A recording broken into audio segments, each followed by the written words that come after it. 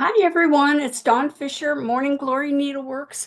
Welcome to my 74th FlossTube video. As always, thank you to everybody who likes, subscribed, watches my videos. I really appreciate it. As always, I'm going to go through my little blurb. Any links are listed at the end of the comments description section.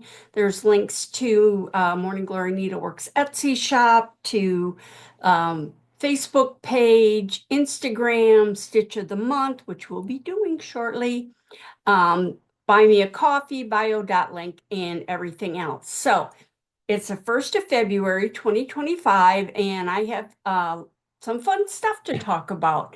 So for my life update, as some of you may realize, I did miss the video for January 15th. I'm okay. I'm feeling fine. I got a lot going on right now. Unfortunately, one of the things going on is my laptop keeps crashing. It's a Windows problem. My nephew, who this is what he does for a living, helped me run some diagnostic tests. Everything came out good. He said I may have to reinstall Windows, which I'm not looking forward to. I searched the problem online and found Microsoft actually has a help page for my exact problem. So that says it happens a lot. And personally, I kind of feel like maybe they should send an update or something to fix it, but maybe it's not that easy. They recommended everything my nephew did already, run diagnostics, blah, blah. And the last resort is restoring Windows. But I could also lose everything if I do that. So um, what I'm going to do, what I have to do is I have to back everything up. So I bought a portable hard drive and I'm going to be copying all my important files over. And it's just, I don't need that right now, but it's got to be done because it does keep just shutting down with no warning, which is not good because I use it to teach. Um, so I'm hoping I can get through this video without it shutting down. I'm going to try and like go really fast um, and make it kind of short to lessen the risk of losing everything and having to do it over again. Um, so other things have been going on. I've been sending out a lot of proposals. I've got like 3 classes coming up, one each month for the next month. And this is, here we go. This is the Spool of Stitches class. There's a different stitch for every letter of the alphabet. You know, I love doing that. I have a lot of them. I have a few classes with lots of alphabet stitches for the alphabet. I have these beautiful handmade wooden spools or bobbins, as the woman who makes them calls them. And I ordered a bunch of them, and oh my God, they're gorgeous, just gorgeous. So that comes with the kit to put the spool on the project on the spool, and it's a real quick project. It is a 2-day class, but you may actually be able to get it done in 2 days. So I have 2 of those classes coming up, one toward the end of this month in Sturbridge, Mass, and then again next month in Melbourne, Florida. I taught for them last year. It's a fun group. I love teaching for them. I will also be teaching the original Alphabet of Stitches class in Tallahassee in April. So as you can see, I have a class every month, which is great. I also just got a contract to teach 3 different classes over 4 days in August. And I'll be talking more about that in upcoming videos. So, and on top of all this fun stuff, I also have to move me and my 3 cats out of the condo for a few days because they are going to tent our condos for termites. Um, so all the food, if you've never had your house tented, every piece of food other than canned food everything in your refrigerator, your freezer, your cupboards, everything has to be double bagged in these, they're like clear special plastic bags. So I have to double bag everything, like all the refrigerator food, I have to double bag it and then put it back in the fridge, freezer food, spices, meds, anything you put in your mouth. So it's a pain. Like canned goods, you don't have to, but like I said, even if it's not open, I just have to bag it up. So luckily it's just me. I don't have a lot of food. I had to do this just before I moved out of the house, which I've already been through this and it's not fun.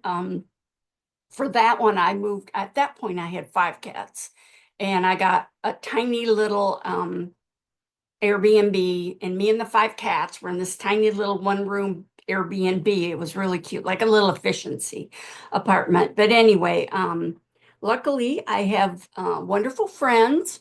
My friend Sue let me stay with her during the hurricane, and my friend Karen, she's from a friend from high school. She's going to let me bring my cats and stay with her. She does have 2 dogs, and I don't know if my cats have ever seen dogs. They probably have when they used to go outside, but I'll probably just leave the cats like in the bedroom. They'll be happy there. They'll just hide under the bed and then come out when I and sleep with me at night. So anyway, but it's nice to have good friends so I don't have to like board the cats, which would cost a fortune. I'm hoping to only be out maybe 2 nights, but you never know.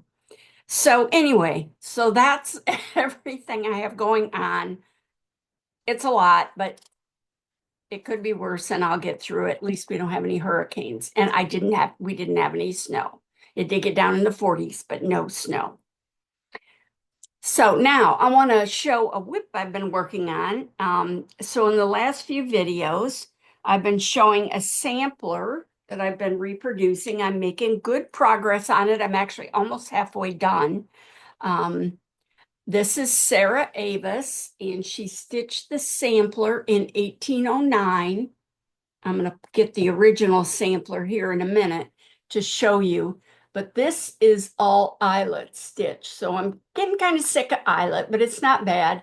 This is a beautiful satin stitch border. It's coming out really, really nice.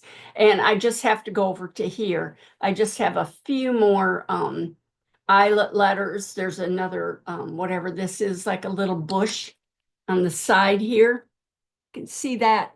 And that's the same on this end. There's a little decorative diamond shape with eyelets here. And then I can move down. So let me get the original. I do have a picture of it, but I found the original. So I want to show you what the original looks like. Okay. So this, she's in really good shape. This is the original. So you can see I have all this done. These are the names of her siblings and the day they were born. You can see that. And then this beautiful, like a honeysuckle vine here. This is all the area with the eyelet stitch. So you can see I'm almost halfway done. I'm down to here. And then this is another sibling who was born in 1811 and passed away December the 25th, aged 8 months and 3 days. Very sad. And then it has this wonderful house at the bottom with these fabulous potted plants, potted flowers. So I'm really excited. There's a satin stitch fence on the bottom. You can see it's got some damage. There's a hole. And it says Sarah Avis, her work, age 10 years, 1809. So I'm about halfway done, and I think this will go quickly. This will probably take a while because the squares are not exact and not all the same size. But I'm really enjoying working on it. I'm glad to be stitching again because I had kind of not been stitching much since I moved. So I got my stitching mojo back. So I'm very happy to be stitching again. now I have this little practice project. Um, so in a previous video, I showed a WIP of a new class project using those super cute buttons, and I have everything stitched. I need to add a few charms to the what'll be the ends of the box. The finished project is going to be a box which is going to be 3 inches high and deep, and then 6 inches long with a lid. So originally I had ordered a bunch of buttons, just all the cute ones she had, but I wasn't sure the ones I'd be using. And a lot of them had shanks on them, which don't work real well with this. So after I made up my mind on which buttons I wanted, I contacted her, and she made me all these buttons, especially for this pattern, in the colors I asked for. And they're so cute. They're still so cute, but they're even cuter because she made them without the shanks. She put holes in them, but she didn't put their little flowers with faces. So I didn't want holes through the face. So she put holes on the edges of the buttons so you can stitch them down. Oh my God, it is so, so cute. So these are the sides of the box. These are the ends. These have to have charms put on them yet. I have silver charms to put on those. This is the top. Oh my God, look at those buttons. Aren't they cute? Whoops, the little faces. And originally I just had them in blue, and I had her make them in different colors. So I have them in blues and lavender and yellow. And their little faces are so cute. Then this is another button, which I love, this sun. Isn't that just the cutest thing? That face is so sweet. And then, oh, this is going to be a scissor fob. And this is a cute little button. Look at that face. Oh my God. And then this is going to be a pin cushion, which will be in the lid of the box, inside the lid of the box. And then these buttons, aren't these cute? These are little hats with faces, and they're just so cute. I can't stand it. So, and then this will be the bottom of the box, and you'll be able to put your own name on it. This will be a 2-day class because it looks simple, but there's a lot of stitches in this. All the flowers are different stitches. All the grass is different stitches. So, and this is got none stitch on the edge, so you can just sew the front and back together. And this will come with everything you need to make the box. All the, I use comic board and batting and other things. So now I've not made a box specifically like this one. So of course I had to make a practice box, but I couldn't do it simple. I couldn't just take scraps of linen and make a box. I had to like design and stitch something because that's what I do. So anyway, I made this little tiny box. It's 2 inches square, and I think it turned out really cute for my first attempt at making a box. That's the lid, and this is how the lid will open on the other box. Hopefully it'll fit together, or I'll probably put a button on it. Again, this is my first time doing this, so it needs some work. And I'll probably, like I said, I'll either put a ribbon or a button on that. But that's the bottom of the box and the sides. They're all based on the little girls. And I added a few different colors, the little girls from the Mistress Mary sewing box. So anyway, but I think it turned out kind of cute. I learned a lot. I learned what not to do. That's a good thing. I won't do that again. My edges aren't real good, but I think it turned out kind of cute. And it looks handmade, and I guess that's what you want. I also was not real careful on cutting my comic board and other things. When I do the board for the big box, everything will be carefully measured and cut. I bought all the stuff to cut everything. Of course, they have straight edges and stuff already, like quilting stuff, but I bought it will fit together better than this, because this was, I just wanted to get it done. And it's like a little padded. It's got an iron-on batting or interfacing. So it's a little fluffy, but not on the inside. And this was just some scraps of fabric I had. So anyway, I just thought it turned out really cute. Now I may release this as a pattern just because I did all that work and I think it's kind of cute. It doesn't have any specialty stitches on it other than putting it together. It's all just cross stitch and it doesn't take a lot of fabric. So I may end up releasing that as a pattern, but I want to get my instructions written on how to put the box together. So that's that. Now I'm just going to quick do stitch of the month and then we'll be done. And hopefully, knock on wood, my laptop holds out. So for February, it's time for the new stitch of the month. And I thought, well, it's February, Valentine's Day. Let's do a heart. So we're going to do, a Rhodes heart. It's small. It's 8 threads wide and 7 threads high. And as always, this will be available in the Stitch of the Month Facebook group. And here is the new Stitch of the Month for 2025 sampler I'm working on. Now my sampler, I've just been working on it since 2022. As if you've watched before, you know I have this huge scrap of linen and I thought this would be perfect to try all these stitches on. So I have 22, 23, 24, and now I'm starting 2025. So here's the little Rhodes hearts. So I'm gonna set up the screen and then I will go over how to do the stitch with you. So hold on, I'll be right back.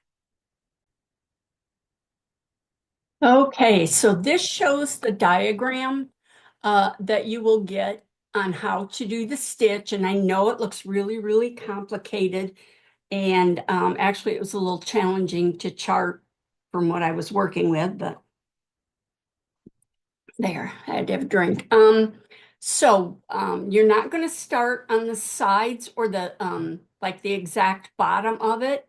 You're actually going to count in 3 threads and see you're going to be down, way down toward the bottom of the stitch. You're going to come up where the 1 is and then go down where the 2 is. So you're going to count down 1, 2, 4, 5, 6 threads and 3 threads to the right and come up. And that will be your number 1 step.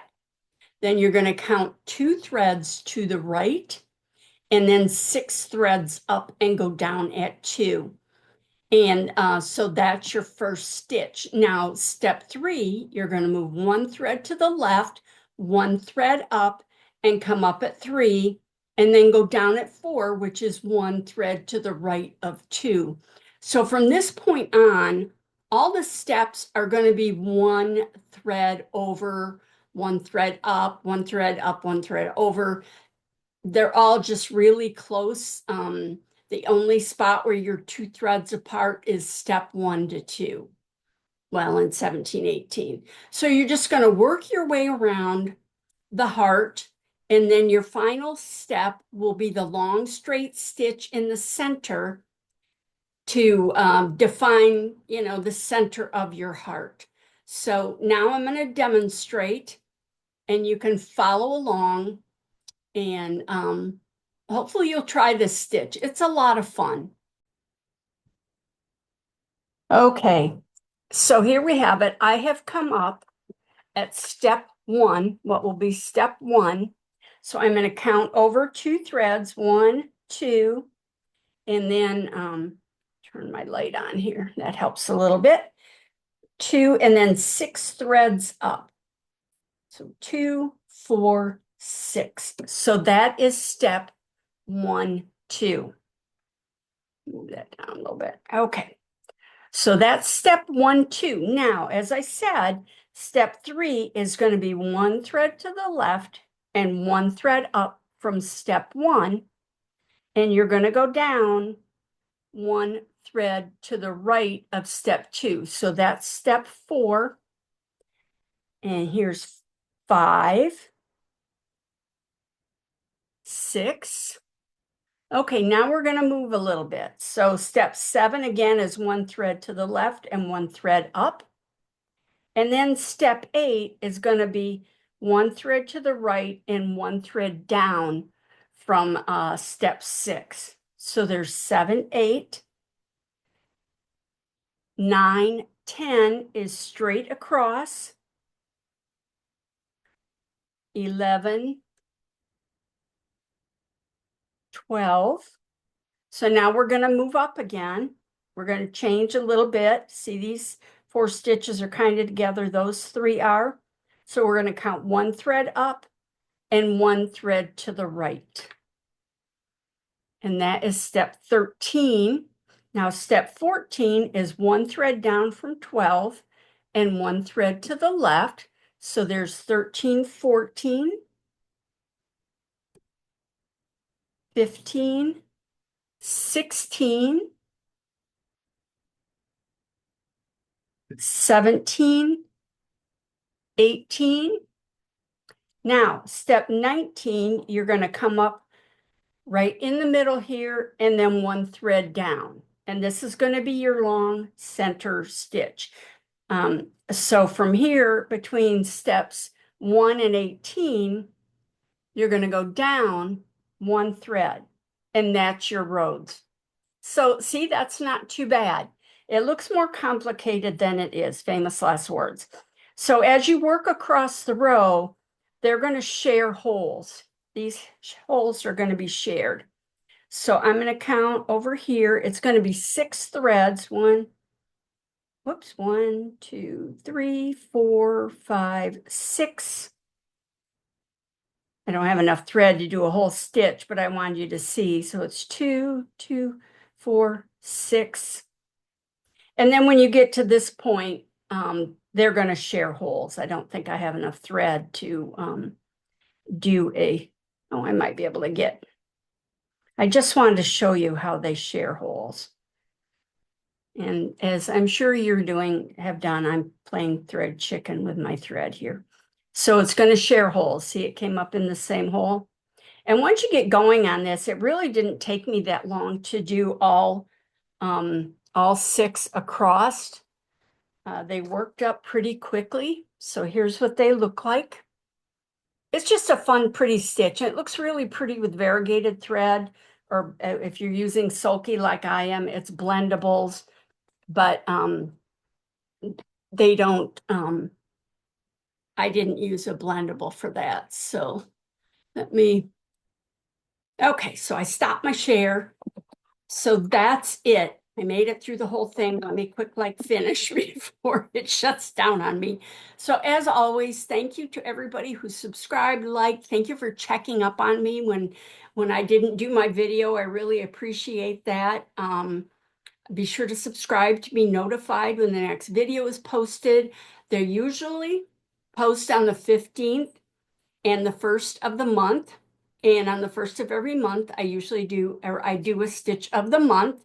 And if you join the Stitch of the Month Facebook group, you'll have access to all these PDF files. So thank you again for watching, and I will see you on the 15th of February. Thanks and bye.